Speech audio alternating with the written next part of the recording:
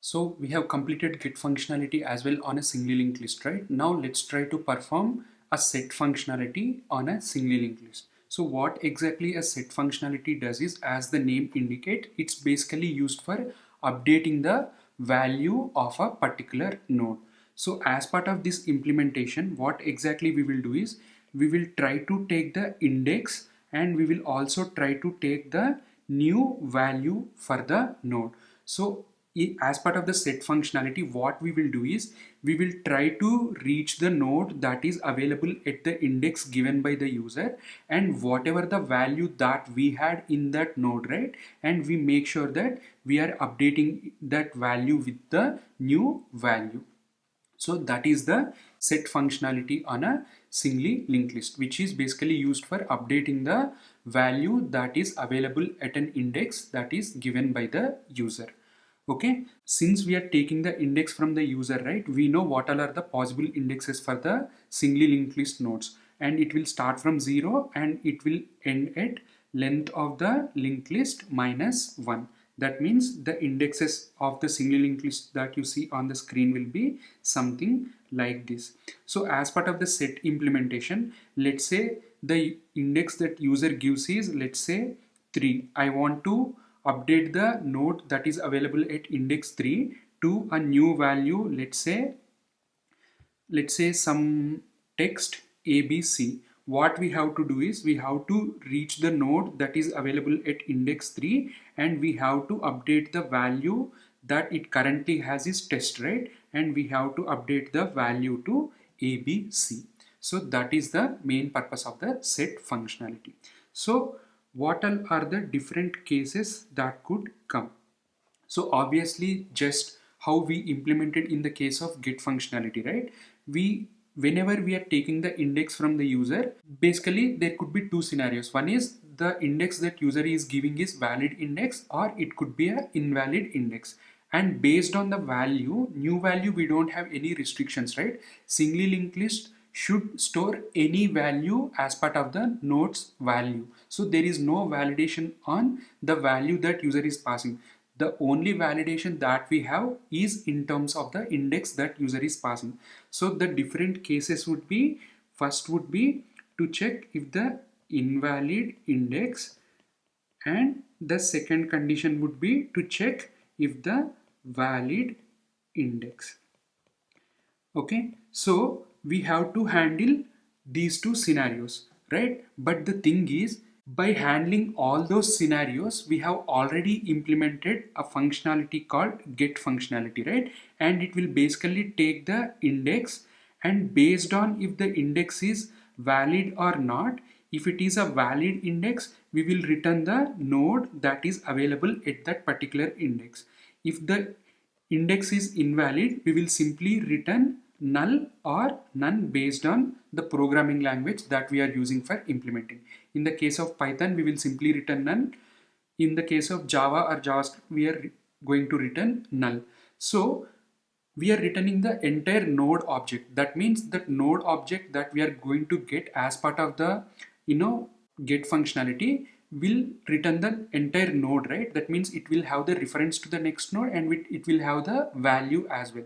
So if we can simply reuse the get functionality, we can simply update the node dot value with the new value that user is passing. We can simply update the value of a particular node. So we don't have to write the logic that basically handles invalid index and the valid index, the iteration logic that we have to write, right, to go to that particular node.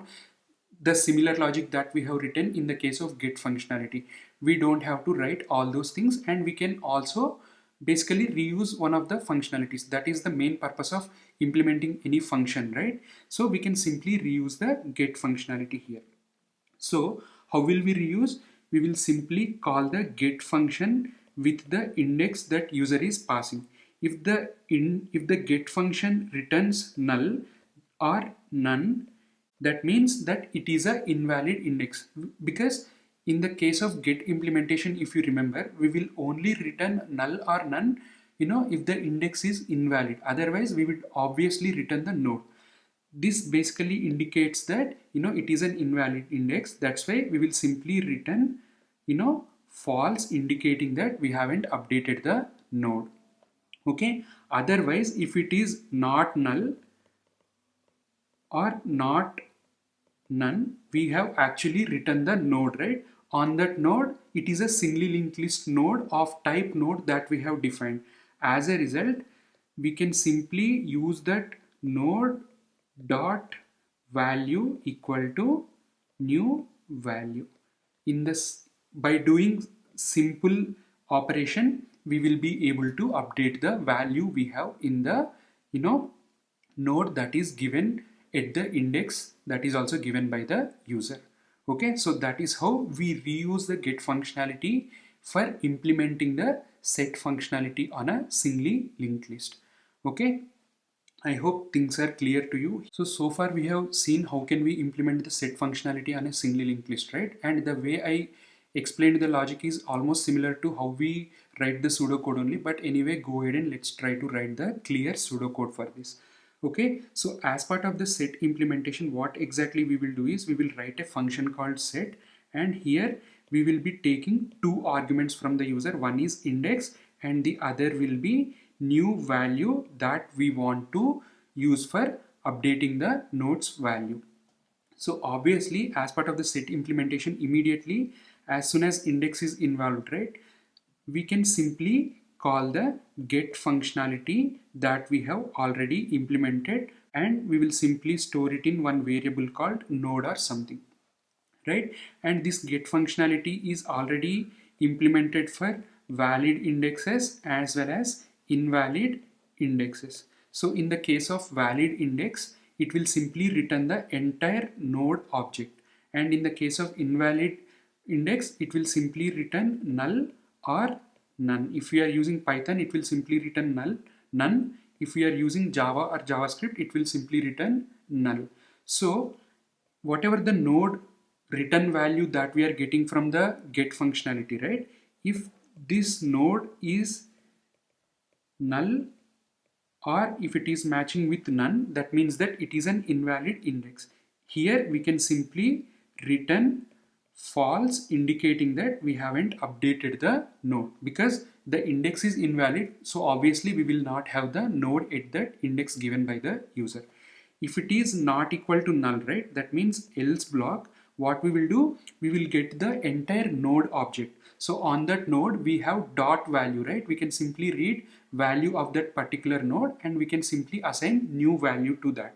So how will we do that? So we have the node inside the node variable, and we can simply do node dot value equal to new value that user has passed. In the end, we can simply return true, indicating that the updation is successful. So that is how we write the pseudocode for the set functionality on a singly linked list. One thing that you have to understand here is, here our logic is completely based on the get functionality, right? So after that we are simply checking if it is a valid or invalid index based on the return type of the value, and we are simply returning true or false, and we are simply assigning new value to the value variable we are maintaining inside a node if it is a valid index that is given by the user. So obviously as a result, the overall time complexity and space complexity will be exactly similar to what we have inside the get functionality, because the overall time complexity of set implementation will become the time complexity of get functionality plus whatever the additional logic that we are writing. As part of the additional logic, if you see here, right, all the logics that we are doing are simply checks and assignment operations, and obviously they will take only constant amount of time. As a result, the overall time complexity will be similar to get functionality, and the overall space complexity will also remain similar to the space complexity that we have in the case of get functionality. Okay, so that is what we have in terms of writing the pseudocode for set functionality on a singly linked list. So inside the singly linked list, I'll define a function called set. I will basically take the index basically the position at which the node needs to be updated, and the new value that user want to set the value with. Okay, so we already know that this index is similar to the index that we have in the arrays. So the possible values are basically from 0 till the length of the linked list minus 1. So first what we have to do, we will have to go to this index and we will have to get the node available at that particular index. Once we get that node, we will simply dot value, we will assign it with the new value that user has passed. So if you remember, we've already implemented the get logic, right? Get functionality we have already implemented. It will take the index. If the index is in the valid range, it will return the node that is available at that particular index. If the index is not a valid one, we will simply return the null. So based on this, we can simply reuse the functionality here. For that, what I will do is I'll simply call this.get and I'll pass the index that user has given. And let me just do const node, and whatever the get functionality is returning, let me read it into a variable called node. Once we get this, if this index is a invalid value, then we will basically get null in it, right? So if the node is equal to null, we will not get, we don't have any valid node at that particular index. So we will simply return false, indicating the updation is not complete. Okay, because the index is wrong. If this is not the case, we would have gotten the actual node that is available at the index that user has passed. So we will simply need to update the value. So node.value equal to new value that user has given. Okay, so we have updated the value inside the node that is available at this index. So we will simply need to return true, indicating that updation has been completed successfully. Okay, this is a simple implementation of set. So basically we need to set the new value for the node that is available at the index with the new value that is given by the user. Now let's just try to call this function and validate the results. Here let me just comment out all the previous calls. So first let's call sll.set of, let's say I want to update the node at index 2 with the value Sai, which is my name. So sll.traverse, before setting I'm just traversing, and after setting let me just uncomment this separator and sll.traverse. Okay, after setting also I'm traversing so that we will be able to see the difference. Now let's go on to terminal. Okay, let me just clear all this clutter. Okay, if you see here, the index 0 has value 10, index 1 has value codingpal.r, index 2 has value true. Now this true should get replaced with the value Sai. So if I simply execute node singly linked list.js, if I execute it right, before updating, before setting 10 codingpal.r true 10.134, after setting this true has been updated to Sai. Okay, similarly if I say, if I want to update the value at index 3, that means 10.134 should get updated to Sai. If I execute the same file once again, you see 10 codingpal.r true 10.134 previously before setting, after setting the tail node which is 10.134 has been updated to Sai. Okay, now similarly if we pass any invalid index, 13 is not a valid index, right? Because we have only 4 values. That means from 0 till 3 only we will have the actual nodes in the single linked list. If we try to execute this, we should basically get the same result because the updation is not possible.